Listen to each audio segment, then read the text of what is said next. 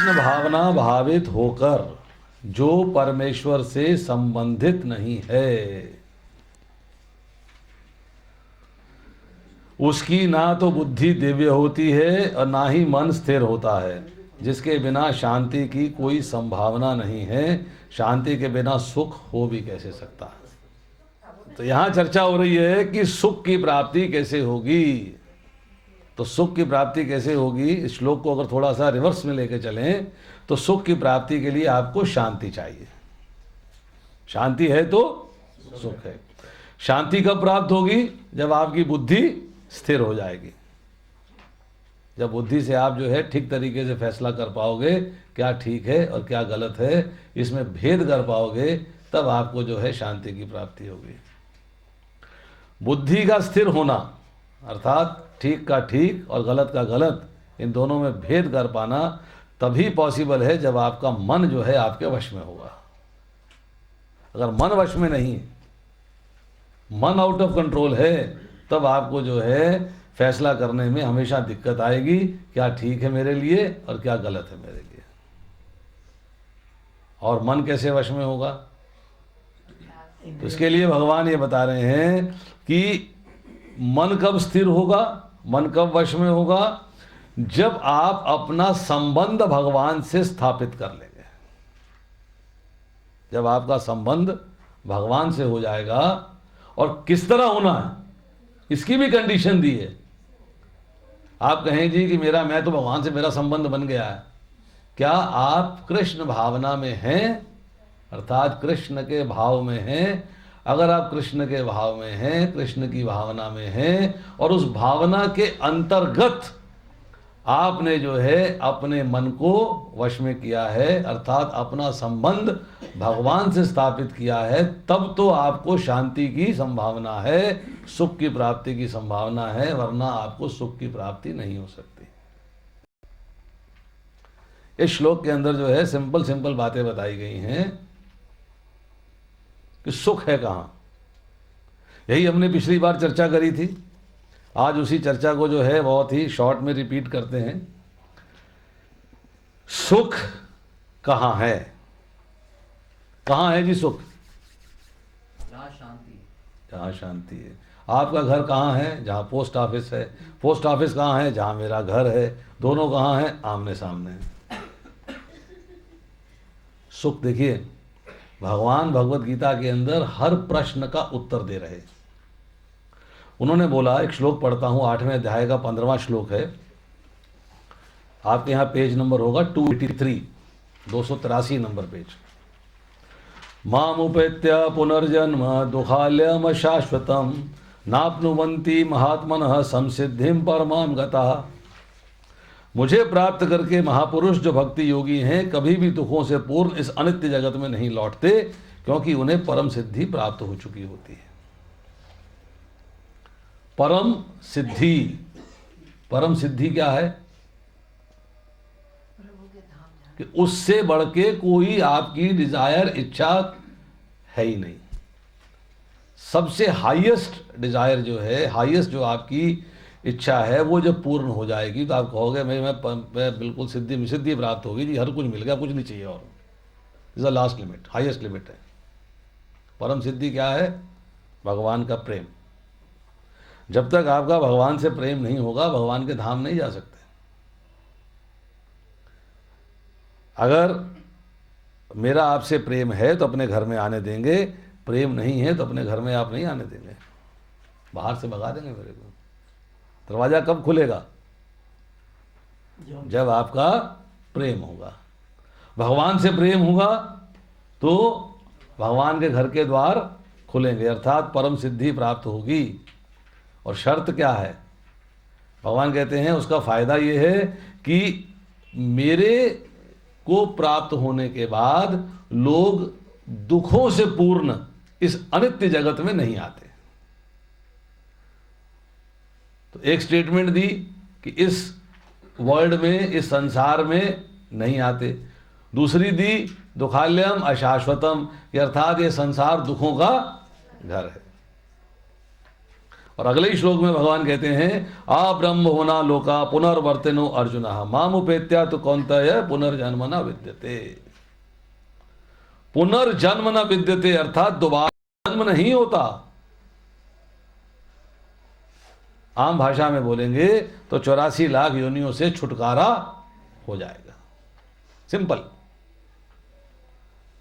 84 लाख योनियों से छुटकारा क्यों पाना चाहते हैं? हमें तो मनुष्य योनि दिखाई दे रही है। कुत्ता बन गए, बिल्ली बन गए, मच्छर बन गए, मक्खी बन गए, पता नहीं क्या बने क्या नहीं बने, सांप बन गए, चूहा बन गए, नेवला बन गए, क्या बने क्या मालूम। कर्मों के अनुसार आपको जो है कुछ भी योनि की प्राप्ति हो सकती है। उस कंडीशन में आपको 84 लाख योनियों से अगर बाहर निकलना है तो भगवान ने रास्ता क्या बताया? रास्ता भी नहीं बताया। अभी भगवान स्टेटमेंट दे रहे हैं। क्या स्टेटमेंट दे रहे हैं? कि उच्चतम लोक से लेके निम्नतम सारे लोक। उच्चतम लोक कौन सा है? ब्रह्मा जी का। इस जगत में, इस ब्रह्मांड में, इस जगत के अंदर उच्चतम लोक से लेके निम्नतम सारे लोक अर्थात ब्रह्मा जी के लोक से लेके पाताल लोक तक 14 लोक हैं, 14 भुवन हैं। इन 14 लोकों के अंदर जन्म तथा मरण का चक्र लगा रहता है।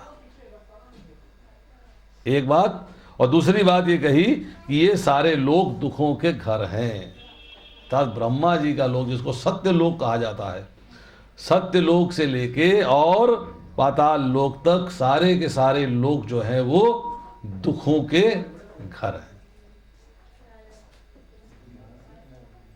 अब भगवान कहते हैं कि पुनर्जन्म न विद्यते अर्थात दोबारा जन्म नहीं होता। किसका नहीं होता? जो मुझे प्राप्त कर लेता है, जो मुझको प्राप्त कर लेता है अर्थात जो मेरे धाम में आ जाता है वो लौटकर फिर इस संसार में नहीं आता। 15वें अध्याय के 6ठे श्लोक में भगवान कहते हैं न तद भासते सूर्यो न शशांको न पावकः यद गत्वा हि निवर्तन्ते तद्धाम परमम मम। कि मेरे स्वयं धाम में लौट के जीव जाता है जो, वो लौट कर फिर इस संसार में नहीं आता। बड़ा सिंपल उदाहरण है। किसी की मृत्यु पे जाएं आप, उठाले पे जाएं, 13वीं पे जाएं, क्रिया पे जाएं, श्रद्धांजलि सभा में जाएं, वहाँ सब लोग मिलके कहते हैं आइए सब लोग मिलके 3 बार गायत्री मंत्र का पाठ करें। करते हो नहीं करते?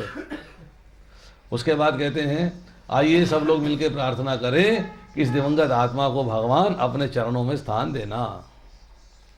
कहते नहीं कहते? तो भगवान के चरणों में स्थान क्यों मांगा जा रहा है?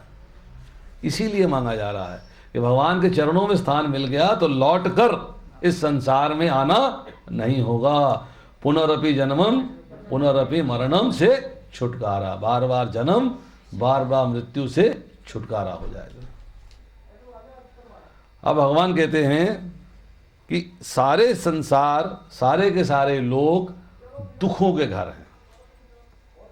और सवाल ये, हम तो सुख की तलाश कर रहे हैं।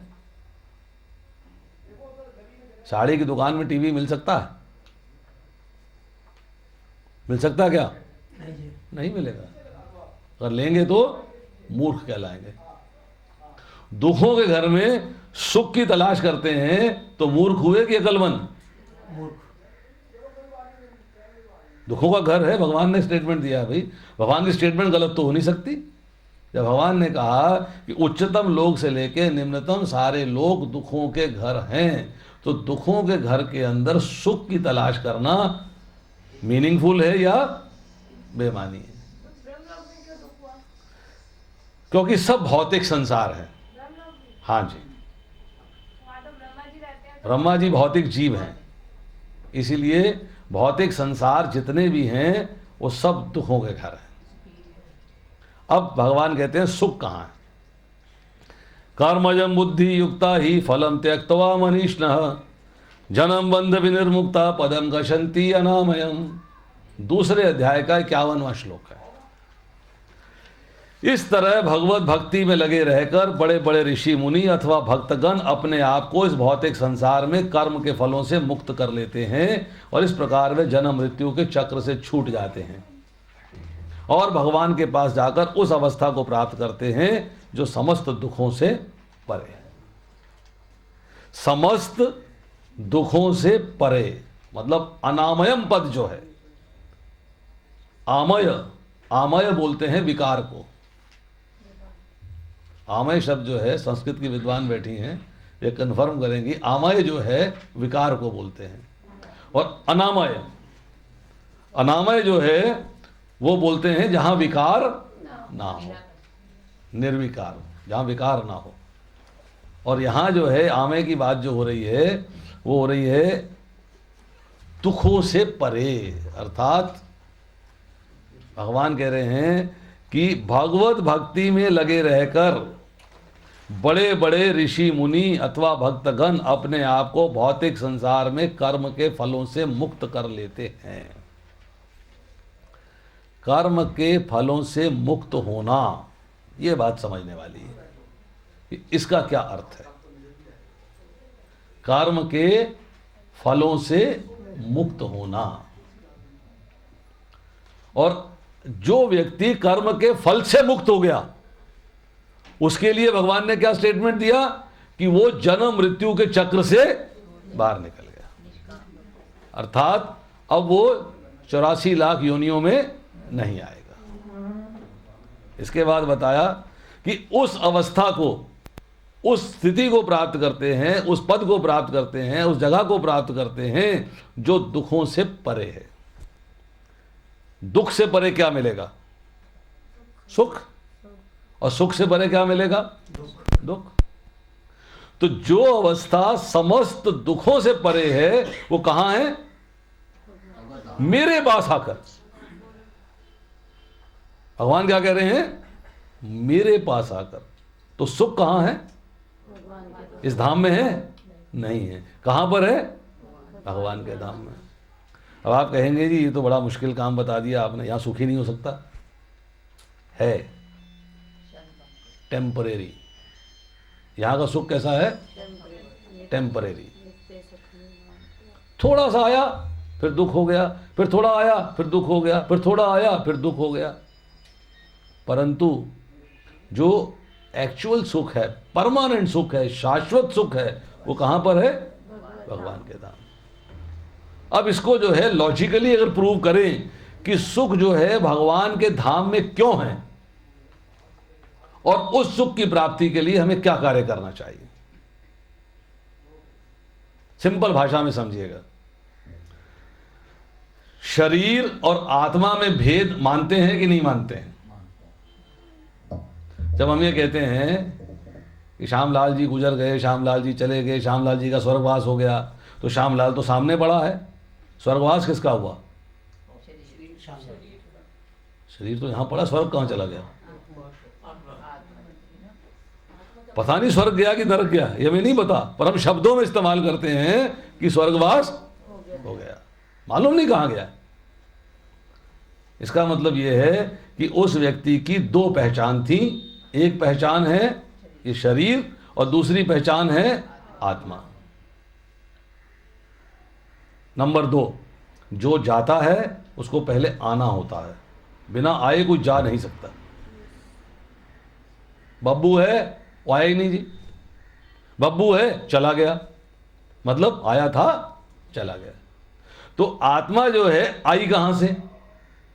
तो भगवान 15वें अध्याय के 7वें श्लोक में कहते हैं मम वंश जीवलोक जीव भूते सनातन है मन षष्ठानि इंद्रियानि प्रकृष्टानि कर्षति, कि ये जीव मेरा ही भिन्न और सनातन अंश है। जब जीव भगवान का अंश है तो भगवान के धाम से आया, भगवान के घर से आया।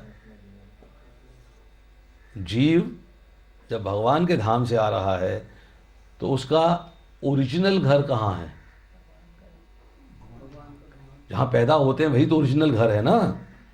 तो जहाँ जो है जीव जहाँ से आया है ओरिजिनली, घर तो उसका वही है। अब एक प्रश्न कि आपको सुख की प्राप्ति अपने घर में होती है या पराये घर में? कहाँ होती है? अपने घर में होती है कि जेल में होती है? तो जीव को अर्थात हमको जो है सुख कहां प्राप्त होगा? लॉजिकली समझिएगा, बिल्कुल लॉजिकली प्रूव कर रहा हूं मैं, भगवत गीता के सहयोग से लॉजिकली प्रूव कर रहा हूं कि सुख मिलता है अपने घर में, और यहां जो है अपना घर नहीं है, जेल है, इसलिए यहां दुख ही दुख है। तो सुख कहां मिलेगा? जहां से मैं आया हूं। अब प्रश्न ये है कि वहां पहुंचने का तरीका क्या है? कितने लोग वहां जाना चाहते हैं? नरक कितने जाना चाहते हैं? क्यों? एक एडवांटेज है, पुनर्जन्म न विद्यते, कि जन्म दोबारा नहीं होगा। 13वें अध्याय के अंदर जो है भगवान बताते हैं, जन्म मृत्यु जरा व्याधि दुख दोषानुदर्शनम। जन्म, मृत्यु, बुढ़ापा और बीमारी, ये 4 चीजें हैं जिनसे आप बचना चाहो तो भी नहीं बच सकते। आप कोशिश करके देखिए, जितना मर्जी कायाकल्प करा लीजिए, बुढ़ापा आएगा ही। वैसे आता है वो। 7 दिन में अंतर देखिए, चैलेंज, 7 डे चैलेंज पॉन्ड्स का टीवी के ऊपर आता है ना माता जी? फिर नहीं, वो पॉन्ड्स का है कुछ समथिंग 7 डेज चैलेंज, इस्तेमाल करके देखिएगा। आप 7 दिन क्या 70 दिन लगा लो, तब भी जवान नहीं होने वाले। इनसे आप बच नहीं सकते, आप मृत्यु से बच नहीं सकते, आप बीमारियों से बच नहीं सकते, आप बुढ़ापे से बच नहीं सकते। और इन तीनों चीजों की जड़ कहां है? जन्म में। पैदा होते हैं तो मृत्यु आती है, पैदा होते हैं तो बीमारी आती है, पैदा होते हैं तो बुढ़ापा आता है। तो सबसे बड़ा कष्टदायक काम क्या हुआ? जन्म लेना। हम लोग जन्म होता है खुशियां मनाते हैं, खूब ढोल टपाड़ा, बैंड बाजे, ढोल, पार्टियां। हमारे लिए खुशी का अवसर हो सकता है, परंतु जिस जीव ने जन्म लिया है उसके बारे में सोच के देखिएगा, ये कितने कष्ट भोगेगा, कितनी तकलीफें भोगेगा, कितनी योनियां भोगेगा वो। अब प्रश्न ये है कि भगवान के धाम जाया कैसे जाए? अर्थात ये जो यहां पर जो है शब्द इस्तेमाल हुआ है कि वह कर्म के बंधन से मुक्त हो जाते हैं। इस तरह भगवत भक्ति में लगे रहकर बड़े बड़े ऋषि मुनि अथवा भक्तगण अपने आप को इस भौतिक संसार में कर्म के फलों से मुक्त कर लेते हैं। कर्म क्या है, फल क्या है, मुक्ति क्या है? कर्म के फलों से मुक्ति क्या है?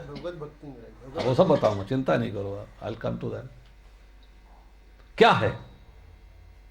तो सबसे पहले समझिए कर्म किसे कहते हैं। कर्म किसे कहते हैं? लिटरेरी मीनिंग, लिटरेरी मीन्स जो ट्रांसलेशन है कर्म का, वो है कार्य। कार्य अर्थात आप कार्य करें, कार्य जो भी करेंगे उसका फल अवश्य मिलेगा। ये तो साइंस भी कह रही है, to every action there is an equal and opposite reaction.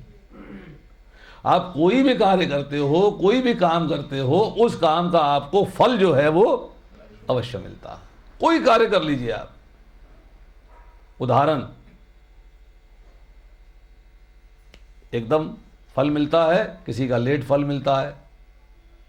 बहुत प्यास लगी है, गर्मी है बाहर, बहुत थके हारे आए, प्यास लगी है, आपने पानी पीने का कर्म किया, फल मिला, प्यास बुझ गई, नाउ यू आर कंफर्टेबल, आराम आ गया। बहुत भूख लगी है, खाना खाने का कर्म किया, भूख समाप्त हो गई, पेट भर गया, फल मिला कि नहीं मिला? मिला ना। हाथ बहुत गंदे हो गए थे, साबुन से जाके धोया, हाथों की गंदगी साफ हो गई, फल मिल गया। ये इंस्टेंट है, आपने तुरंत काम किया, तुरंत फल मिल गया। शास्त्र कर्म के बारे में क्या कहता है? भगवत गीता कर्म के बारे में क्या कहती है? कर्म क्या है? और भगवत गीता में जब शब्द कर्म आता है तो कर्म किस कार्य के लिए प्रयुक्त होता है? किस कार्य के लिए इस्तेमाल किया जा रहा है इस शब्द को, ये जो है समझना आवश्यक है। क्योंकि जो यहां पर शब्द इस्तेमाल हुए हैं कि कर्म के फलों से मुक्त कर लेते हैं, इसको समझना। तो भगवत गीता कहती है कि प्रकृति के 3 गुण, सतोगुण, रजोगुण और तमोगुण, और काल, काल मतलब समय के संयोग से कर्म होता है। तीनों गुणों के अंतर्गत होता है और समय अर्थात काल के संयोग से कार्य होता है। अब ये कार्य शास्त्र के अनुसार हो सकता है, ये कार्य शास्त्र के विरुद्ध हो सकता है। ये कार्य आप करते हो अपनी इंद्र तृप्ति के लिए, अपने आनंद के लिए, अपने मजे के लिए, अपनी प्रसन्नता के लिए, अपनी आत्मतुष्टि के लिए, अपनी सेटिस्फैक्शन के लिए। मेरे को हर्ष हुआ, मेरे को आनंद आया, मेरे को बड़ी खुशी हुई, मुझे बड़ा अच्छा लगा, अर्थात फॉर माई सेंस ग्रेटिफिकेशन, अपने लिए। ये कार्य आपको भौतिक बंधन में बांधते हैं। कैसे बांधते हैं अभी बताता हूं।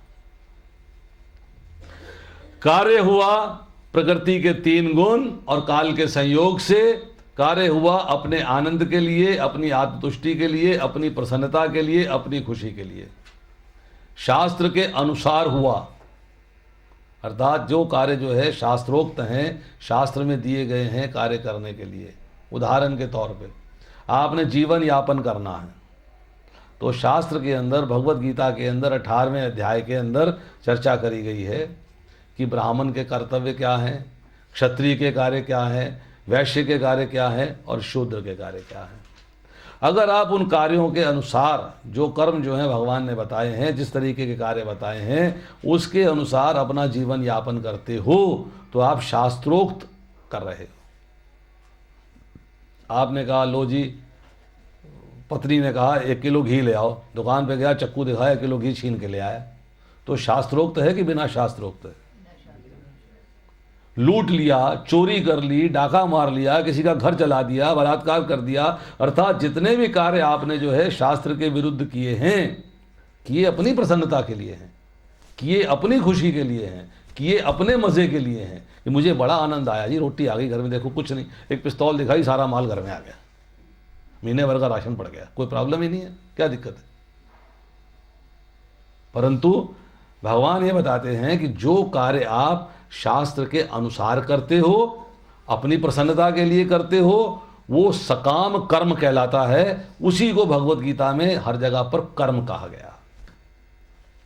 कर्म, कर्म मतलब है कामना सहित कर्म। परंतु जो कार्य आप शास्त्र के विरुद्ध करते हो, अर्थात वो कर्म कैसा है? विकृत कर्म। वो करने वाला कार्य नहीं था, उसमें विकृति है, खराबी है उसके अंदर, इसीलिए उसको परिभाषा दी गई है विकर्म। तो जहां कर्म की चर्चा होती है, सकाम कर्म की चर्चा होती है, जहां विकर्म की चर्चा होती है, वो भी एक तरीके से सकाम कर्म है, परंतु शास्त्र के विरुद्ध है कामना सहित।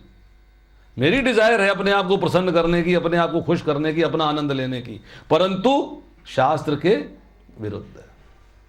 जब भी आप कार्य जो है करोगे, उसका आपको फल अवश्य मिलेगा। कोई भी कार्य आप करें, उसका फल अवश्यम भावी है, उससे आप बच नहीं सकते। परंतु सवाल यह है कि अगर आप सकाम कर्म करते हो अर्थात शास्त्र के अनुसार, और विकर्म करते हो शास्त्र के विरुद्ध, दोनों ही स्थितियों में आपको फल की प्राप्ति होती है। अब आपको जो है सेब मिले या संतरा, खाने के लिए तो मुख चाहिए ना। सकाम कर्म से आपको मिलता है पुण्य फल, विकर्म से मिलता है पाप फल। पुण्य फल हो या पाप फल हो, भोगने के लिए शरीर चाहिए। आपने सकाम कर्म किया, शास्त्र के अनुसार किया या शास्त्र के विरुद्ध किया, अर्थात कर्म किया या विकर्म किया, दोनों का आपको फल जो है प्राप्त होना ही होना है। एक का पुण्य फल मिल रहा है, एक का पाप फल मिल रहा है। और फल को भोगने के लिए आपको शरीर धारण करना पड़ेगा, अर्थात आप कर्म के बंधन में बंध जा रहे हैं। कर्म के बंधन में आप बंध रहे हैं, उससे बच नहीं सकते। और कर्म का बंधन क्या है? बार बार जन्म और बार बार मृत्यु। जो बात भगवान ने कही है, पुनरपि जन्मम पुनरपि मरणम, उससे आप बच नहीं सकते। अब प्रश्न ये है कि यहां कह रहे हैं इस तरह भगवत भक्ति में लगे रहकर कर्म के फलों से मुक्त कर लेते हैं। इस तरह, वो तरह कौन सी है? वो तरह, वो तरीका कौन सा है? देखो जी, मैं तो कर्म करता हूं, फल की इच्छा नहीं करता। कॉमन स्टेटमेंट है। फल जो मर्जी मिल जाए जी, मुझे उससे कोई मतलब नहीं, मेरा काम तो काम करना है। सवाल यह है कौन सा काम करना है? आप 84 लाख योनियों में दोबारा से आना चाहते हैं? आप महर्षियों के उच्च लोकों में जाना चाहते हैं? भगवान 14वें अध्याय के अंदर जो है क्लैरिफाई करते हैं कि जो लोग सतोगुण में रह के कार्य करते हैं वो महर्षियों के उच्च लोकों में चले जाते हैं। जो रजोगुण में कार्य करते हैं इसी पृथ्वी पर जो है मनुष्य लोक उन्हें मिल जाता, मनुष्य जन्म मिल जाता। और जो लोग तमोगुण में कार्य करते हैं उनको निम्न योनियां प्राप्त होती हैं। पहले मैंने बताया कि कार्य जो है प्रकृति के 3 गुणों के संयोग से होता है, उसके बिना नहीं हो सकता। एक ही कार्य को आप 3 तरीके से कर सकते हो। सतोगुण में भी कर सकते हो, रजोगुण में भी कर सकते हो, तमोगुण में भी कर सकते हो। मैंने आपको आवाज लगानी है, आपका नाम पुकारना है। मेरे पास पुकारने के कई तरीके हैं, मुख्यतः 3 तरीकों की बात करूंगा। ग्रोवर प्रभु जी जरा इधर आ जाइए प्लीज, एक तरीका। Mister Grover please come here. बात वही है, उनको पुकारा जा रहा है, बट स्टाइल चेंज हो गया।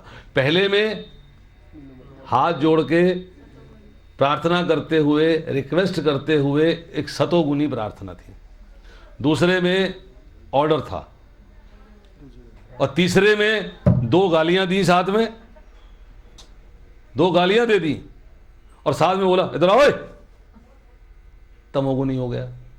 कार्य वही है, कार्य वही है, पुकारा जा रहा है, परंतु तरीके अलग अलग गुण के अंदर हैं। सतोगुण में है, रजोगुण में है, तमोगुण में है। जब आप कार्य करते हो तो आप उस कार्य को तीनों गुणों में से किसी एक गुण में ज़्यादा हो जाएगा तो उसके अनुसार कर सकते हो। सतोगुण ज़्यादा है तो कर सकते हो, रजोगुण ज़्यादा है तो कर सकते हो, तमोगुण ज़्यादा है तो कर सकते हो। तीनों प्रकार से कार्य कर सकते हो। जब हम स्टेटमेंट देते हैं कि कर्म किए जा, फल की इच्छा मत कर, और जब बात होती है तो चर्चा करते हैं, देखो जी भगवान ने कहा है कर्मण्येवाधिकारस्ते मा फलेषु कदाचन। मैं तो इसमें विश्वास करता हूँ जी, मैंने फैक्ट्री के बाहर लिखा रखा है, मेरी फैक्ट्री के बाहर लिखा हुआ है कर्म कल, फल की इच्छा मत कर। क्या भगवान ने ये बात कही? कहाँ कही? मुझे पढ़ाइए आप। श्लोक कहा, श्लोक कहा, जरूर कहा। क्या कहा? कर्मण्येवाधिकारस्ते मां फलेषु कदाचन मां कर्म फल हेतु भूमाते संगवस्तु अकर्मणि। श्लोक कहा। जहां ये चर्चा हुई है कि इस तरह भगवत भक्ति में लगे रहकर, वो इस तरह की बात क्या है, इसको नटशेल में शॉर्ट में डिस्कस करते हैं। भगवान ने भगवत गीता का ज्ञान देना शुरू किया 2 अध्याय के 11वें श्लोक से।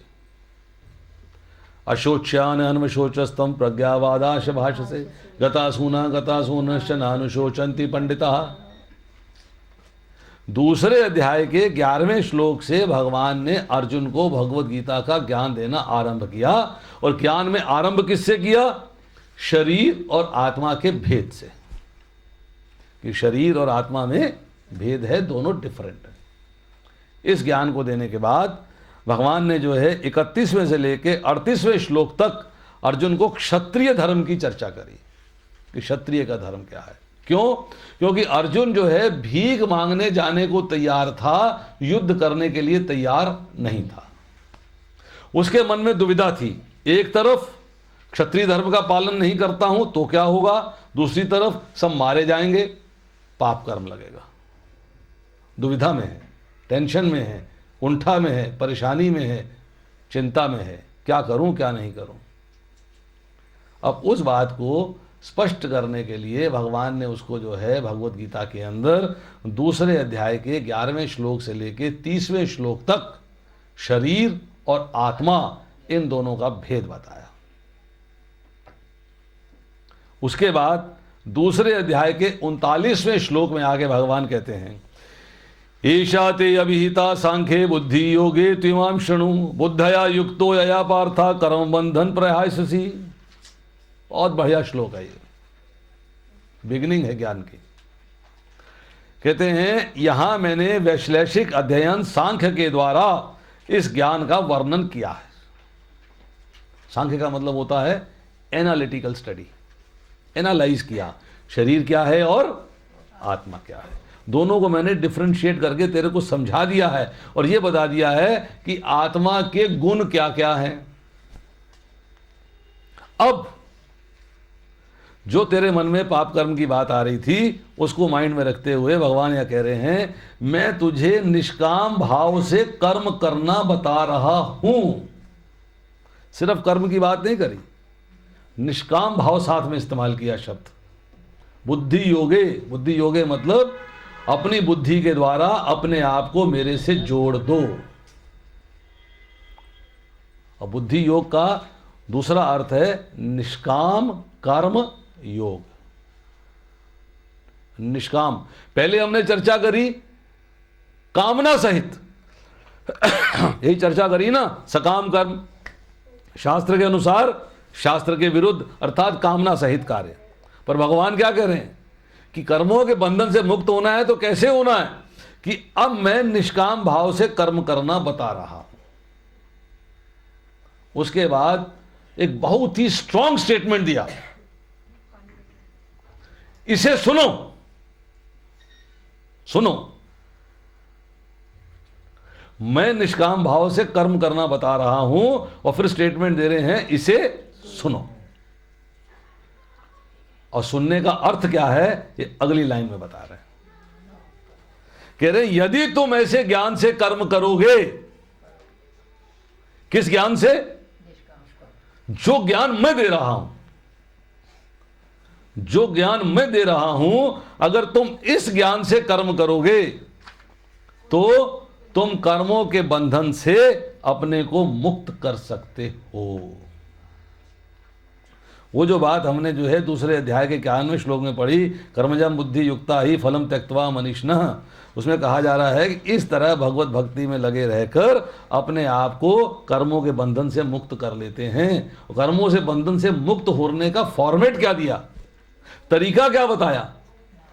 तरीका बताया निष्काम कर्म योग, जिसकी चर्चा 5वें अध्याय में जाके होती है। निष्काम कर्म योग की चर्चा भगवान 5वें अध्याय में जाके करते हैं। यहां ट्रेलर दिखा रहे हैं और क्या कह रहे हैं कि कर्मों के बंधन से अपने को मुक्त कर सकते हो। सकाम कर्म किया, विकर्म किया, पाप फल मिला, पुण्य फल मिला, दोनों में से जो भी फल मिला भोगने के लिए शरीर चाहिए। परंतु भगवान कहते हैं शरीर नहीं मिलेगा। कब नहीं मिलेगा? जब तुम अपने आप को कर्मों के बंधन से मुक्त कर पाओगे मेरे द्वारा दिए गए ज्ञान के मार्ग पर चलकर। जो मार्ग मैं दे रहा हूं, जो रास्ता मैं बता रहा हूं, जो तरीका मैं बता रहा हूं, उसके अनुसार चलोगे तो तुम्हें 84 लाख योनियों के चक्र में नहीं पड़ना, सुख की प्राप्ति होगी। और उसके बाद सुनने की बात है। सुनना किसे कहते हैं? सिंपल भाषा में समझिएगा। आपने आवाज लगाई, बच्चे एक गिलास पानी लाओ, नहीं सुना, फिर आवाज़ लगाई, बच्चे एक गिलास पानी लाओ, नहीं सुना। तीसरी बार बोला, वो मैंने पानी मांगा, सुनिया नहीं। सुनने का मतलब है जो सुना है उसको करो। भगवान यही बात जो इस श्लोक में बता रहे हैं, यहां कह रहे हैं त्विमाम शृणु, अर्थात तू सुन और सुनने के बाद उस ज्ञान के अनुसार कर्म कर। जब उस ज्ञान के अनुसार कर्म करेगा तो कर्मों के बंधन से अपने आप को मुक्त कर लेगा। अगले श्लोक में बताते हैं नेहा विक्रम नाशो अस्ति प्रत्यवायो न विद्यते स्वल्पमपि यस्य धर्मस्य त्रायते महतो भयात्। एक बात और बताई जो हम सब के लिए बड़ी इंपॉर्टेंट है, वो क्या है, इस प्रयास में न तो हानि होती है और ना ही हास। हम कहते हैं भक्ति करी, पूरी तो हुई नहीं, पता नहीं फल मिलेगा कि नहीं मिलेगा। मैं तो 50 साल की उम्र चालू की थी, मैं तो 35 साल की उम्र चालू की थी, मैं कड़ा बचपन तो कर रहा सी। मीन्स भक्ति के बारे में डाउट्स होने शुरू हो गए।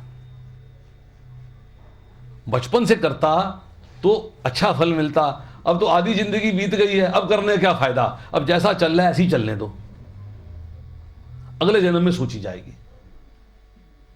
नहीं, भगवान स्टेटमेंट दे रहे हैं, कमिटमेंट कर रहे हैं। क्या कमिटमेंट कर रहे हैं कि भक्ति के मार्ग पर, अर्थात उस निष्काम कर्म योग पर चलने के मार्ग पर तुम जो भी कोशिश करोगे वो कभी खत्म नहीं होगी। जहां रुकी थी अगले जन्म में वहीं से भक्ति आरंभ हो जाएगी। आपको जीरो से का कबूतर खा खरगोश करने की आवश्यकता नहीं। छठे अध्याय में जाके 40वें श्लोक से भगवान जो है वर्णन करते हैं कि असफल योगी की गति क्या है। जिसने भक्ति के अंदर अपने आप को पूर्ण रूप से युक्त नहीं किया है, जो भक्ति करता हुआ बीच में किसी कारणवश असफल हो गया है, भक्ति को पूर्ण रूप से नहीं कर पाया है, उसकी गति क्या होती है। तो भगवान उसमें उत्तर देते हैं उसको किसी धनवान का कुल मिलता है या किसी भक्त का, किसी सदाचारी का कुल मिलता है। उसी के अनुसार जहां से भक्ति छोड़ी थी वहीं से आरंभ हो जाती है। और फिर बताते हैं इसके बाद कि जो इस मार्ग में चलते हैं, इस प्रयोजन में दृढ़ रहते हैं, उनका लक्ष्य भी एक होता है। हे कुरुनंदन, जो दृढ़ प्रतिज्ञ नहीं है उनकी बुद्धि अनेक शाखाओं में विभक्त रहती है। ये बात समझने वाली है, बड़ी इंपॉर्टेंट। अगर आपको यहां से गोवा जाना है और ट्रेन में आप बैठ गए हो तो ट्रेन आपको एक ही पटरी पे लेके जाएगी कि आधी इस पटरी पे चलेगी और आधी इस पटरी पे चलेगी। कैसा सिस्टम रहेगा? सिंगल लाइन है ना, सिंगल ट्रैक है एकदम, बैठे और वहां पहुंच गए। जब आप भक्ति कर रहे हो तो आपको पता होना चाहिए कि किसकी भक्ति करने से मैं 84 लाख योनियों से बाहर निकल सकता हूं। मुक्ति प्रदाता स्वयं विष्णु, विष्णु ही मुक्ति प्रदान कर सकते हैं और कोई नहीं कर सकता। तो आपको उन्हीं के मार्ग पे चलना है, उन्हीं के रास्ते पे चलना है। यही भगवान कह रहे हैं निष्काम कर्म योग जो मैं बता रहा हूं, और कोई नहीं, और किसी रास्ते पे नहीं। अगर तुम्हारी बुद्धि असंख्य शाखाओं में भक्त रहेगी, यहां भी कर लूं, इधर भी कर लूं, इधर भी कर लूं, इधर भी कर लूं, तो तुम जो है मुझे प्राप्त नहीं कर सकते।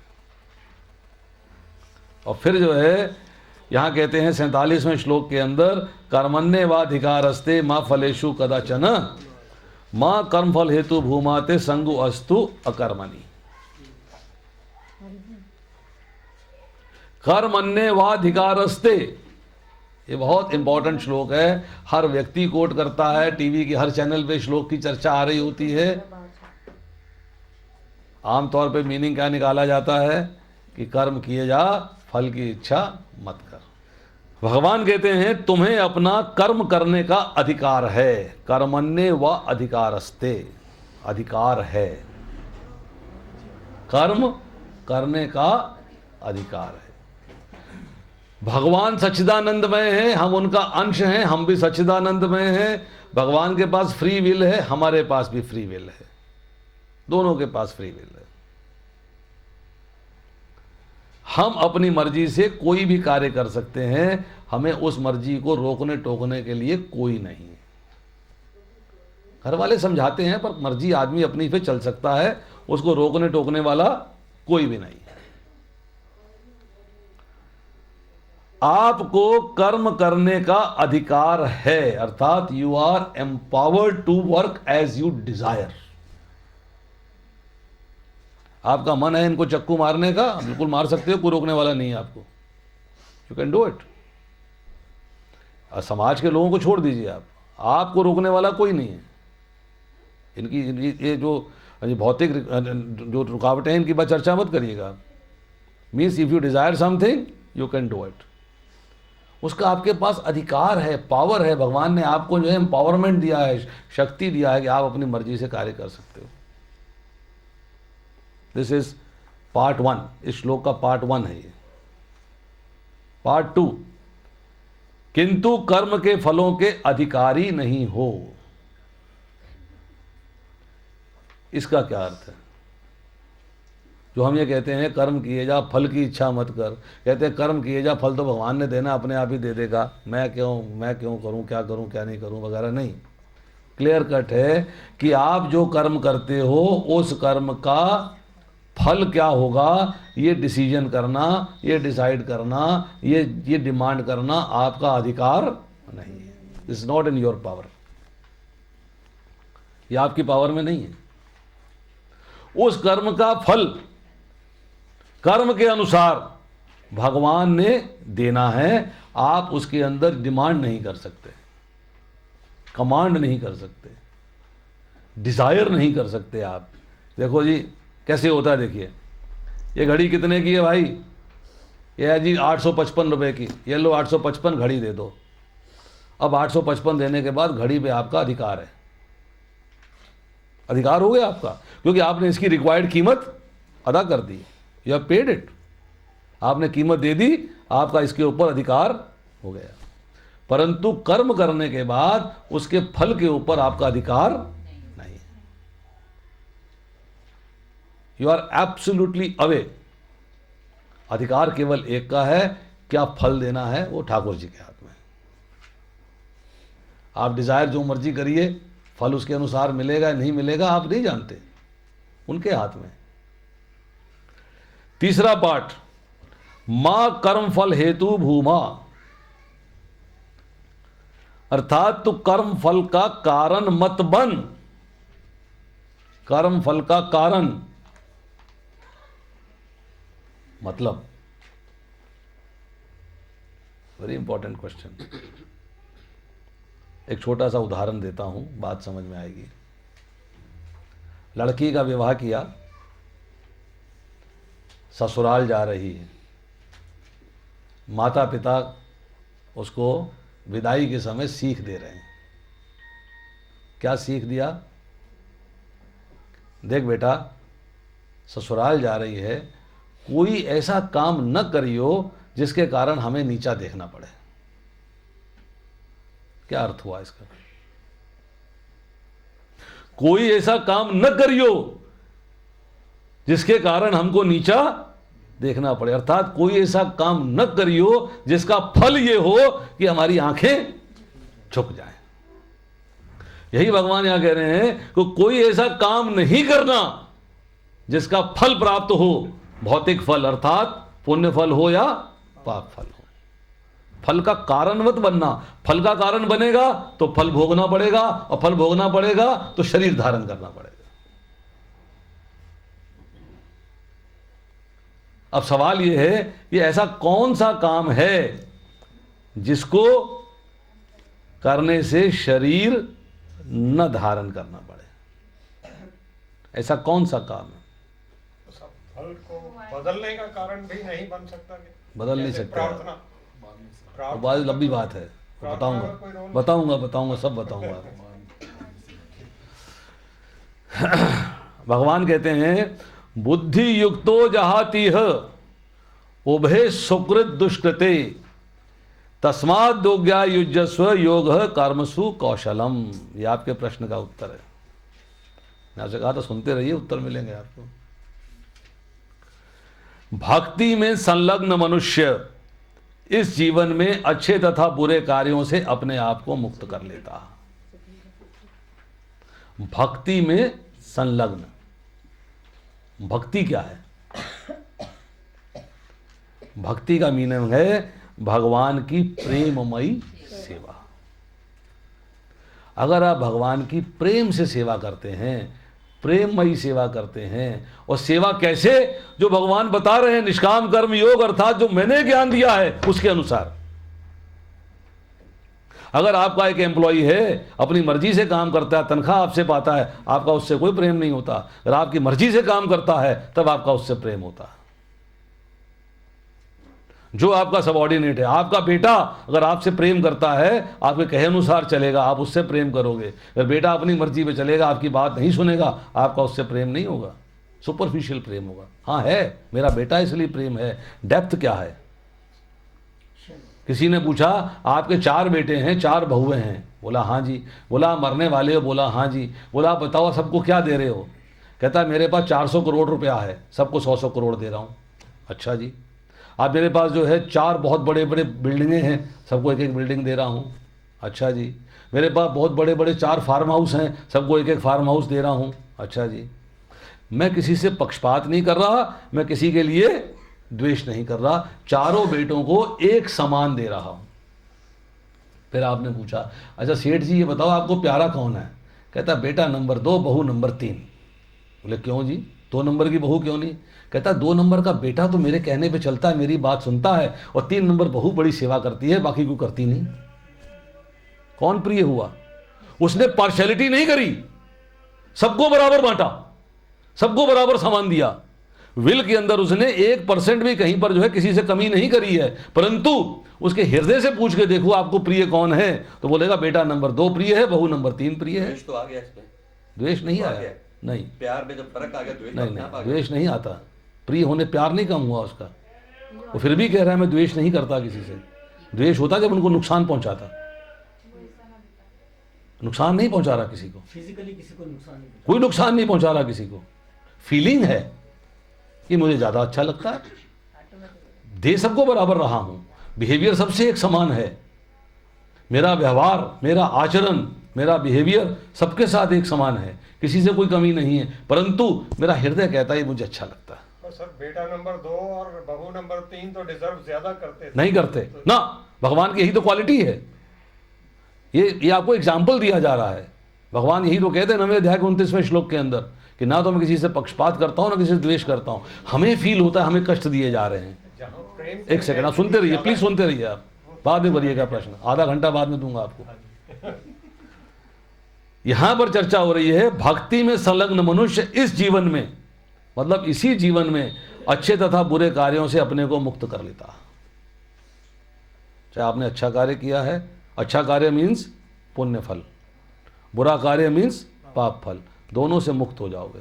शर्त क्या है? भक्ति में लग जाना।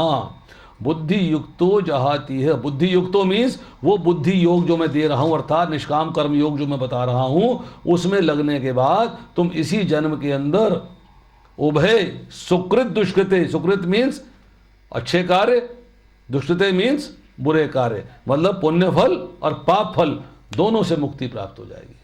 दोनों से कैसे होगी?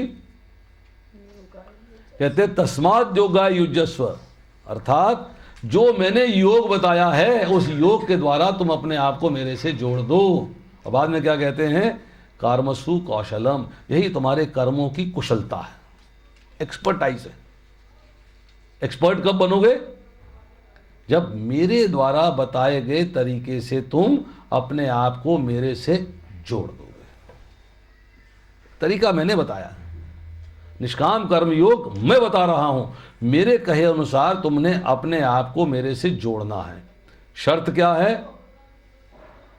शर्त यह है कि तुमने कोई ऐसा कार्य नहीं करना जिसका फल प्राप्त हो।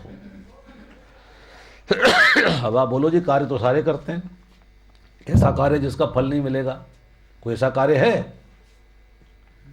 कोई आप एक काम बताओ जिसका फल ना भोगना पड़े, कोई एक काम बताओ। उत्तर क्या है? सिंपल एग्जाम्पल है,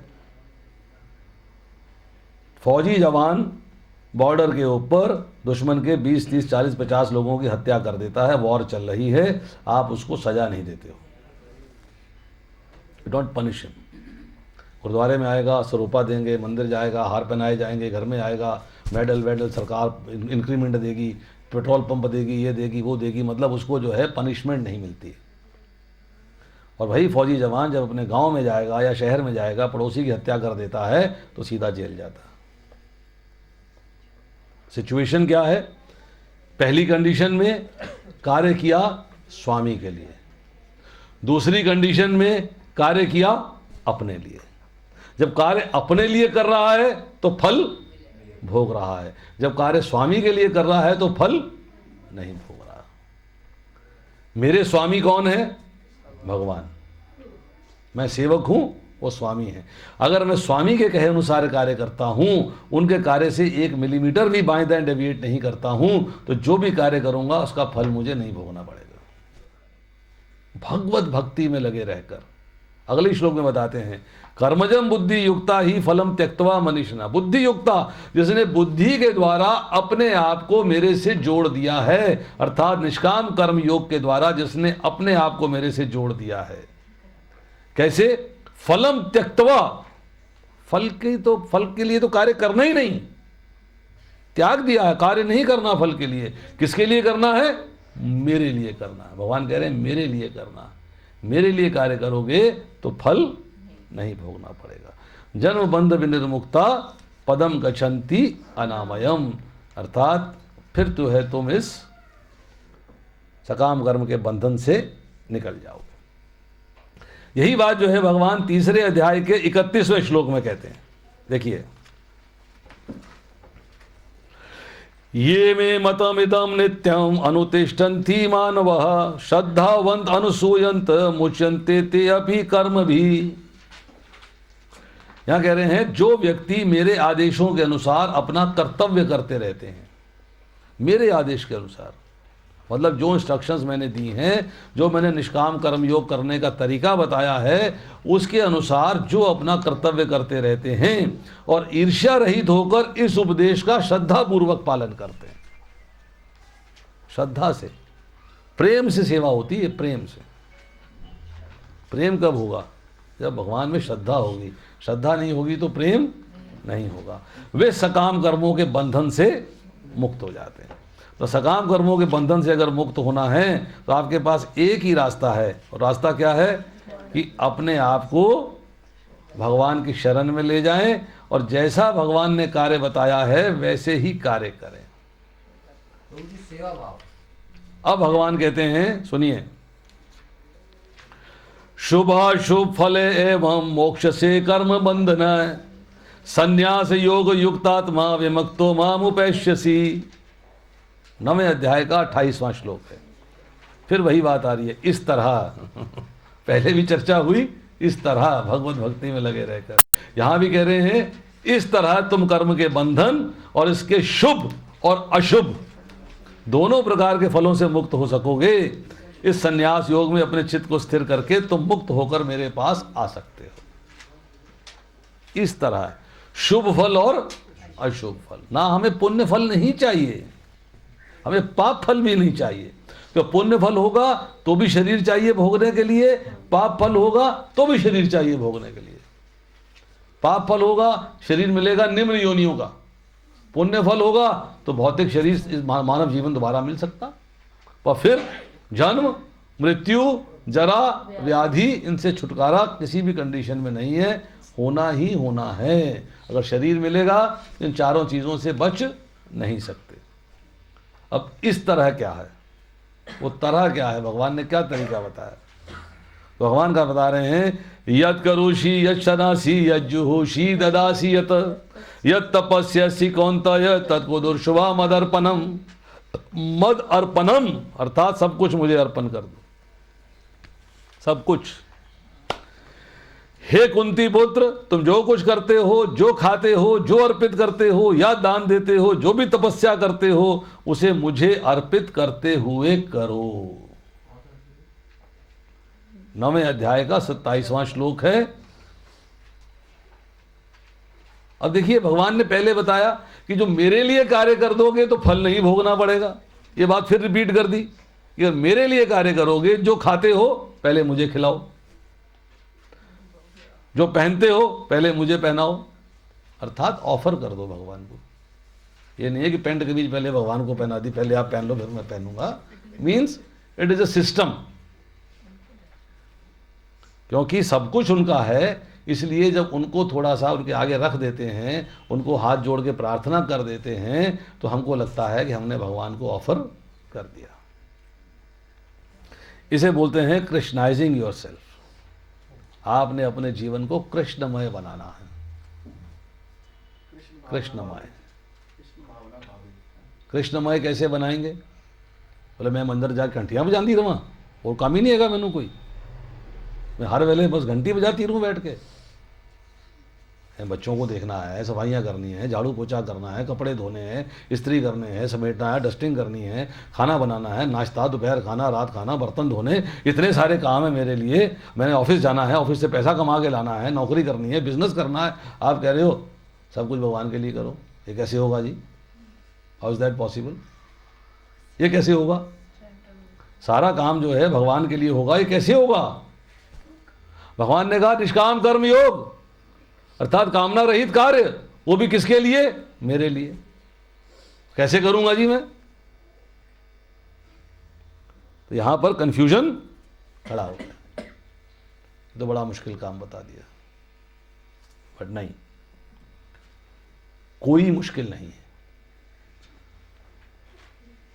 एक भाव बदलने वाली बात है। आप किसी के प्रति आपका कैसा भाव है, ये डिपेंड करता है कि आपके मन के अंदर जो है उस वक्त क्या विचार चल रहा है। खाना आपने खाना है, ठीक, बनाना भी है, पर अगर वो खाना अपने लिए न बना के भगवान के लिए बनाया जाए और फिर उसके बाद भगवान को भोग लगा के उसको प्रसाद के रूप में खाया जाए, तो कार्य किसके लिए हुआ? किसके लिए हुआ? वो अपने लिए नहीं हुआ। Not for me. मैंने घर में जो है एक छोटे से ठाकुर जी विराजमान किए, या एक लैमिनेशन विराजमान करी, सवेरे शाम उनकी अर्चना आरती कर ली, और उसके बाद जो है डेली अपना बनाया सात्विक भोजन। सात्विक भोजन में प्याज नहीं, लहसुन नहीं, नॉन वेज नहीं, चाय नहीं, कॉफ़ी नहीं, नशीली चीज़ें नहीं, तो भगवान को अर्पित नहीं की जा सकती। जब मैं इन चीज़ों का इस्तेमाल करके एक भोजन बना के उसको जो है भगवान के आगे भोग के रूप में रखता हूँ और भगवान से प्रार्थना करता हूँ कृपया इसे ग्रहण करें, और उसके बाद जो है उसको प्राप्त करता हूँ, तो वही चीज़ प्रसाद बन जाती है। वही चीज़ प्रसाद बन जाती है। अब किसके लिए कार्य हो रहा है? 2 घंटे लंच, 2 घंटे डिनर, 1 घंटा ब्रेकफास्ट, ये 5 घंटे काम हुआ तो किसके लिए हुआ? अपने लिए तो हुआ नहीं, भगवान के लिए हुआ। तो 5 घंटे भगवान की प्रेममयी सेवा हो गई। हाँ, गुस्से में भुनभुनाते हुए नहीं खाना बनाना, केड़े वक्त च पै गई हैं तो मुसीबत ही पाती में। नो, प्रेम से, खुशी से। जब खुशी से आप प्रेम से भगवान के लिए कुक करेंगे, भगवान के लिए बनाएंगे, तो ऑटोमेटिकली वो आपकी भगवान की प्रेममयी सेवा है। वो समय आपका मंदिर में घंटी ना बजाते हुए भी भक्ति हो गई है। भक्ति हो गई आपकी, किया आपने कुछ नहीं, सिर्फ भाव बदला। क्या भाव बदला? कि अपने लिए नहीं बना रहे हैं, भगवान के लिए बना रहे हैं। भगवान घर में स्थापित हैं तो घर आपका हो गया मंदिर। उस मंदिर में 1 घंटा डस्टिंग, 1 घंटा झाड़ू पोछा, 2 घंटे किसकी सेवा हो रही है? मंदिर की। मंदिर की सेवा का अर्थ क्या है? भगवान की सेवा। भगवान की सेवा का अर्थ क्या है? भक्ति। वो सारा कार्य जो आपने बर्तन धोने में लगाया, जो आपने सफाई करने में लगाया, जो झाड़ू पोछे में लगाया, डस्टिंग में लगाया, जितने भी हमने कार्य घर के अंदर किए, सारे के सारे आपने कृष्ण को केंद्र में रखते हुए किए, तो सारे के सारे कार्य भक्ति हो गए। वो आपका पर्सनल कार्य नहीं रहा। आप घर के बच्चों को भी ठाकुर जी का प्रसाद खिला रहे हो, बच्चों को भी कह रहे हो भाई आपको मंदिर चलना है, दर्शन करने हैं, प्रणाम करना है, आरती करनी है, आरती में खड़ा होना है, पढ़ रहा है, नहीं समय है, कोई जितना समय दे सकता है उतना समय देगा। परंतु आप जो है बच्चों को आपने एक तरीके से इस तरीके से मॉड्यूलेट कर दिया कि वो कोई भी अभक्ष्य पदार्थ ग्रहण नहीं कर रहे, सिर्फ भगवान का प्रसाद खाते हैं। तो उनके लिए भी आप जो भी कार्य करते हो वो भी आपका इनडायरेक्टली भक्ति में काउंट हो जाता है, क्योंकि बच्चों को भक्त बनाने का प्रयास कर रहे हैं, वो भी भक्ति हो गया। तो भक्ति के कार्य जब आप जो है 24 घंटे अपने घर के अंदर जो भी कार्य करोगे वो भक्ति हो जाएगी। ऑफिस जाना है, पैसा कमाना है, किसके लिए कमा रहे हैं? भक्तों के लिए कमा रहे हैं, भगवान के लिए कमा रहे हैं। भोग किसको लगाना है? भगवान को। खाना किसको खिलाना है? भगवान को। 50% हमारी अर्निंग्स जो है खाने पीने में खर्च हो जाती हैं। अब आजमा के देखिएगा। तो आपका सारा कार्य जो ऑफिस जाने का था, ट्रैवलिंग का था, ट्रैवलिंग से वापस आने का था, सारा का सारा समय जो है भक्ति हो गई, क्योंकि मन में यही है। आज उसने कहा था आज टमाटर लेके आने हैं, आज थोड़ी सब्जी लेके आनी है, ख़त्म हो रही है। किसके लिए ख़त्म हो रही है? भगवान के भोग के लिए। तो आप सब्जी लेने चले गए। हर वक्त दिमाग में क्या है? भगवान की सेवा। सब्जी खरीद रहे हैं तो भाई अच्छे टमाटर देना, घटिया मत देना, भगवान को भोग लगाना, देखो कीड़े वाला ना हो, गला हुआ ना हो। फिर आप जो है उस वक्त उसको स्पेसिफिकली बोलते हो, अपने आप ही डाल देगा ना, आप एक बार चुनोगे, नहीं ठीक अच्छा होना चाहिए। अगर गला हुआ टमाटर लेके आए, घरवाली बोलेगी देखो जी ठाकुर जी को खिलाते हो ऐसे टमाटर लेके आते हो। तो हर वक्त बाजार जाते हुए, सब्जी खरीदते हुए, राशन खरीदते हुए, अंदर आते जाते बाहर, हर वक्त आपके मन के अंदर जो है भगवान समाये हुए। इसका मतलब ये है कि अब आप जो भी कार्य कर रहे हो वो पहले भगवान के लिए कर रहे हो। जब आप कार्य भगवान के लिए करोगे तो भगवान ने आपको कमिटमेंट दे दी कि इस तरह तुम कर्म के बंधन और इसके शुभ अशुभ फलों से मुक्त हो सकोगे। कर्म के बंधन से मुक्त हो गए तो सीधा ठाकुर जी के धाम चले गए। और इसका जो है सिंपल तरीका जो है भगवान ने भगवत गीता के आखिरी श्लोकों के अंदर कह दिया। क्या कहा?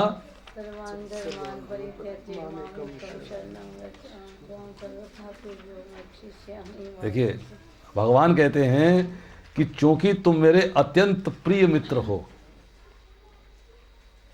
सर्वगृहो तमम भूयो शणु में परमम वचा। शणु, फिर कह रहे सुनो। क्या सुनो? कि मैं जो अपना सर्वाधिक ज्ञू ज्ञान है, मोस्ट सीक्रेट कॉन्फिडेंशियल नॉलेज अब दे रहा हूं, सुनो। किसके लिए? अपने हित के लिए, अपने फायदे के लिए। और क्या कहा? मन मना भव मद भक्तो मद्याजी माम नमस्कुरु माम वैश्यसी सत्यम ते प्रति जाने प्रियोसी में। कह रहे हैं सदैव मेरा चिंतन करो। मन मना भव मद भक्तो, मन मना मीन्स मन मुझे दे दो, अर्थात मन में मेरे सिवाय कोई और आना नहीं चाहिए, हर वक्त मेरा ही चिंतन होना चाहिए। मेरी पूजा करो, मुझे नमस्कार करो, इस प्रकार निश्चित रूप से मेरे पास आओगे। इस प्रकार, किस प्रकार? कि जब मन मुझे दे दोगे, मुझे नमस्कार करोगे, मेरी पूजा करोगे, मेरे भक्त बनोगे। मैं तुम्हें वचन देता हूं क्योंकि तुम मेरे परम प्रिय मित्र हो। भगवान ने वचन दिया है। यस। और जो अर्जुन के मन के अंदर पहले अध्याय के अंदर पाप कर्म की बात आ रही थी, पाप हो जाएगा, भगवान यहाँ पे फिर उसको फाइनल स्टेटमेंट देते हैं। सर्वधर्मान् प्रत्यज मामेकम शरणम व्रज अहम त्वं सर्व पापेभ्यो मोक्षयिष्यामि मा शुच। मा शुच, डर मत। किससे? पापों से। मैं तुझे पापों से मुक्त कर दूंगा, मेरे हाथ में है। पापों से मुक्त भगवान कर सकते हैं आपको। शर्त यह है कि आप में उतना दम होना चाहिए कि भगवान आपको पापों से मुक्त कर दे। You have to rise to that platform. उस लेवल पे आपको आना है। गुण जो हैं, जब तक हमारे गुण जो हैं भगवान के साथ नहीं मिलेंगे, हमें भगवान की प्राप्ति कैसे हो जाएगी? हम पापों से मुक्त कैसे हो जाएंगे? बताएं आप। गुणात्मक एकता को समझना है। 6 अध्याय के 27वें श्लोक में भगवान बताते हैं जिस योगी का मन मुझ में स्थिर रहता है, मन कहाँ है? मन मना भव मत मत मेरे को दे दो। मन किसमें स्थिर हो गया? भगवान में। उद्धव जी को भेजा है जब भगवान कृष्ण ने मथुरा से वृंदावन में कि मेरे वियोग में सब लोग जो है तड़फड़ा रहे होंगे, तुम जाके उनको दिलासा दो। तो उद्धव जी जाके राधा जी से क्या कहते हैं कि मैं भगवान कृष्ण का संदेश लेके आया हूं, उनका मैसेज है तुम्हारे लिए। क्या मैसेज है? कि मन को ब्रह्म में लगाओ, मन को ब्रह्म में लगाओ। तो राधा जी क्या कहती हैं?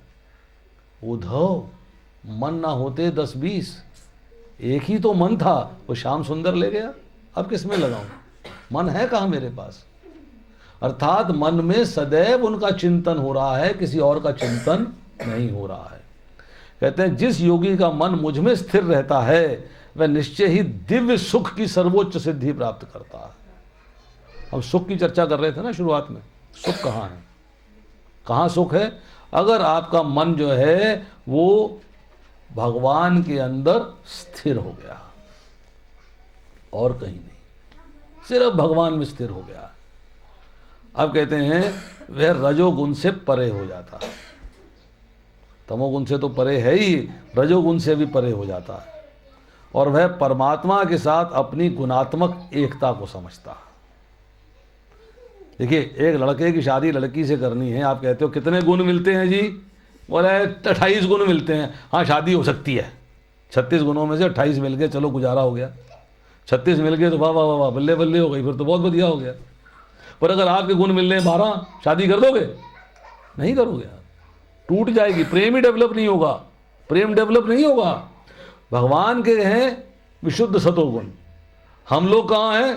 तमोगुण में। तो भगवान से रिश्ता कैसे बनेगा? संबंध कैसे बनेगा?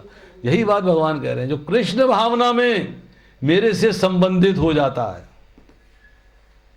मतलब कृष्ण के भाव में जो आ जाता है, भगवान के साथ गुणात्मक एकता को समझता है, वह अपने विगत मतलब जो उसने पास्ट में कर्म किए हैं उनके फलों से निवृत्त हो जाता है। निवृत्त मीन्स छुटकारा पा जाता है।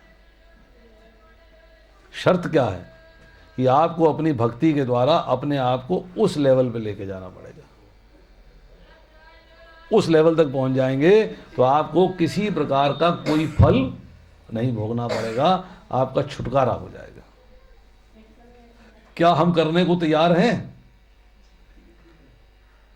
क्या हमने जो सुना है उसको जीवन में लगाने को तैयार हैं?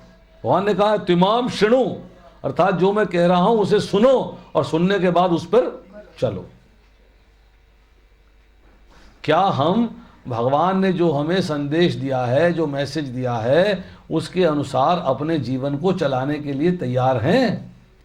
क्या हम भगवान के धाम जाना चाहते हैं? क्या हम 84 लाख योनियों से बाहर निकलना चाहते हैं? हाँ, यहाँ से सुनेंगे, बाहर जाके भूल जाएंगे, तो लेक्चर होंगे ही रहने देने, देखिए फर्क पड़ता है। नो, एक बार सोच के देखिएगा कि कोई भी हमने ऐसी बात आपसे उद्धृत नहीं करी जो कि भगवान की वाणी नहीं है। जो आपको स्टेटमेंट दिया है, श्लोक 7 में बताया है कौन से श्लोक में कौन सा स्टेटमेंट दिया गया। और भगवान की वाणी जो है उसका कोई सब्स्टिट्यूट नहीं है। आप अपने मन से उसको मीनिंग नहीं निकाल सकते, अपने मन से फैसला नहीं कर सकते। नहीं, मैं समझता हूं ये ठीक है। भाई, तुम ठीक कह रहे हो या जो भगवान कह रहे हैं वो ठीक है? भगवान ने कहा है योगिनाम अपि सर्वेषां मद्गतेन अंतरात्मनः श्रद्धावान भजन्ते यो मां संयुक्तो तमो मतः। और समस्त योगियों में जो योगी अत्यंत श्रद्धापूर्वक मेरे परायण है, अपने अंतःकरण में मेरे विषय में सोचता है, मेरी दिव्य प्रेमा भक्ति करता है, वह योग में मुझसे परम अंतरंग रूप से युक्त रहता है, सबों में सर्वोच्च है, ऐसा मेरा मत है। कौन? जो भगवान के परायण है। हम अभी इंद्रियों के परायण हैं। ये अच्छा लग रहा है, आंखों को बड़ा अच्छा लग रहा है, इसको ले लेते हैं। ये कानों बड़ा अच्छा सुना है, इसको यूज कर लेते हैं। भगवान कहते हैं नो, ओनली फॉर मी। आंखें यूज होनी है तो केवल मेरे लिए, कान यूज़ होने हैं तो फिर भजन सुनने के लिए, बाकी फालतू दुनियादारी की बातों के लिए नहीं, निंदा चुगली के लिए नहीं, फालतू फालतू बातें नहीं चाहिए, केवल मैं। तो यहाँ कह रहे हैं कि जो मुझसे अंतरंग रूप में युक्त रहता है, from his heart he is attached to me. वही मन मना भव मद भक्तों वाली बात आ गई कि मन उसने मुझे दे दिया है, सदैव मेरा चिंतन करता रहता है, सदैव मेरा नाम लेता रहता है, वह सर्वोच्च है, उससे उच्च कोई नहीं है। ये मेरा परम मत है, मेरा ओपिनियन है। भगवान कह रहे हैं मेरा ओपिनियन है, मैं कह रहा हूँ ये बात। अब प्रश्न ये है लास्ट में कि भगवान से संबंध कैसे स्थापित करना, यही बात हुई ना, संबंध स्थापित करने वाली। तो भगवान से संबंध कैसे स्थापित होगा, संबंध कैसे स्थापित होता है?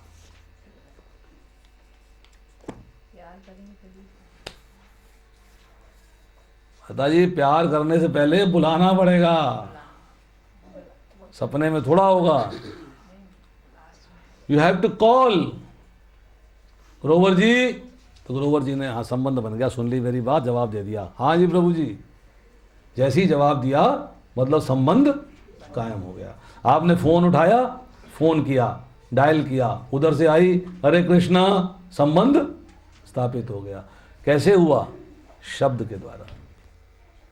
शब्द, संबंध स्थापित हुआ शब्द के द्वारा, बिना शब्द के संबंध नहीं होता। ये अलग बात है, आप किसी को थपथपाओ तो संबंध बन जाएगा, ये भी शब्द है। मतलब जो हमारी इंद्रियां हैं उनके द्वारा जो है संबंध स्थापित हो रहा है। तो अगर भगवान से संबंध स्थापित करना है तो भगवान को पुकारना पड़ेगा, और जब तक आप भगवान को उनके नामों से नहीं पुकारोगे तब तक संबंध नहीं बन सकता। और इस कलयुग में भगवान को नामों से पुकारने का तरीका कली संतरण उपनिषद, ब्रह्मांड पुराण, ब्रह्म वैवर्त पुराण, पद्म पुराण, अनंत कुमार संहिता, सन्नत कुमार संहिता, इन सब के अंदर दिया गया है। ये कलयुग के लिए एक ही मंत्र है, हरे कृष्णा कृष्णा कृष्णा हरे हरे, हरे राम राम राम हरे हरे। जब तक आप इस मंत्र के द्वारा भगवान को नहीं पुकारोगे, आपका कलयुग के अंदर जो है संबंध स्थापित नहीं हो पाएगा। भगवान को भोग लगाइए, सब कुछ भगवान को अर्पित करिए। एक छोटा सा आपको एग्जाम्पल दे देता हूँ ख़त्म करने से पहले। कुछ लोग कहते हैं जी देखो मैं तो बिल्कुल निष्काम भाव से कर्म करता हूँ। भिखारी आया था, उस भूखा था, मैंने उसे फटाफट 5 रुपये दे दिए, मैंने कोई कामना नहीं करी, मैंने उससे कुछ नहीं मांगा, मैंने नहीं कहा तो मेरे लिए वो भगवान से प्रार्थना कर, मुझे ये मिल जाए, मुझे वो मिल जाए, मैंने उससे कुछ डिज़ायर करी नहीं। भूखा आया था, मैंने उसे खाना खिला दिया, मैंने उससे कुछ नहीं मांगा, कुछ डिज़ायर नहीं करी। तो क्या ये निष्काम कर्म योग है? नहीं, निष्काम कर्म है, कर्म योग नहीं है। मैंने इस कार्य के द्वारा भगवान के साथ अपने आप को नहीं जोड़ा। फल मिलेगा, पुण्य फल मिलेगा, पाप फल नहीं मिलेगा। अच्छा काम था, पुण्य फल मिलेगा, पर पुण्य फल भोगने के लिए शरीर चाहिए। पर अगर मैं, भगवान ने कहा ना यत करोषि यशनासी यज्जुहोषि ददासी यत है, पहले मैं उस भोजन को भगवान को अर्पित कर दूं, उसके बाद भूखे को दे दूं तो प्रसाद हो गया, तब निष्काम कर्म योग हो गया। मैंने उसको 2 रुपये देने हैं, 5 रुपये देने हैं, भूखा था, मैंने अपनी गाड़ी के डैशबोर्ड पे अपने पास जो है पहले भगवान को कुछ पैसे अर्पित करके अलग से रखे हुए हैं, इन पैसों में से देना है जी। ये 100 रुपया रख दिया है, कोई भिखारी आ जाए इन्हीं में से देना, ये भगवान को अर्पित किए जा चुके हैं, ये प्रसाद है, धन प्रसाद है। अगर आपने उसको 5 रुपये दी तो बाहर जाके शराब पी ली, आधा फल आपको मिलेगा, आधा फल भोगने का अधिकारी हो आप। परंतु अगर आपने जो है पहले वो पैसे भगवान को अर्पित किए थे, उसके बाद आपने उसको दिए, अब वो उसकी शराब पिए नाली में फेंके, वो उसका काम है, आपका काम नहीं है। फिर तो भगवान के पैसों पे तो हमारा अधिकार नहीं, एक बार हमने अर्पित कर दिया, भाई भी विल यूज है। नहीं तो किसको दोगे आप? सामने पड़े हैं, क्या करोगे आप? यही पड़े रहेंगे क्या? भिखारी को ही, किसी को भी दोगे आप, यू डोनेटेड टू एनीवेयर। यहाँ आपने 100 रुपया रख दिया, इसके बाद ये कहाँ जाएगा पैसा? कहीं तो दोगे ना इसको, यही पड़ा रहेगा ये। घर के अंदर आपने ठाकुर जी के आगे 100 रुपया, 50 रुपया, 20 रुपया, 10 रुपया रख दिया, वहीं थोड़ा पड़ा रहेगा, कहीं तो उसको दोगे आप। आपने किसी को दे दिया, वो प्रसाद के रूप में दे दिया उसको। उसको जैसे मर्जी यूटिलाइज करे। नहीं डॉक्टर साहब ऐसे होते हैं जैसे सैलरी मिली मांझे जाके रख दो। नहीं जी नहीं, गलत काम है।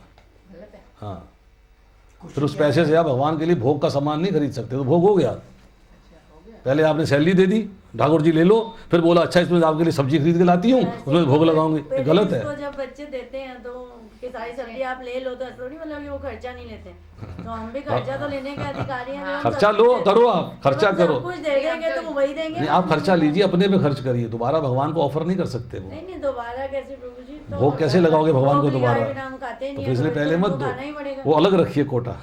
This is a very special point, बाद में बताएंगे आपको, कंफ्यूजन हो जाएगा। हरे कृष्णा।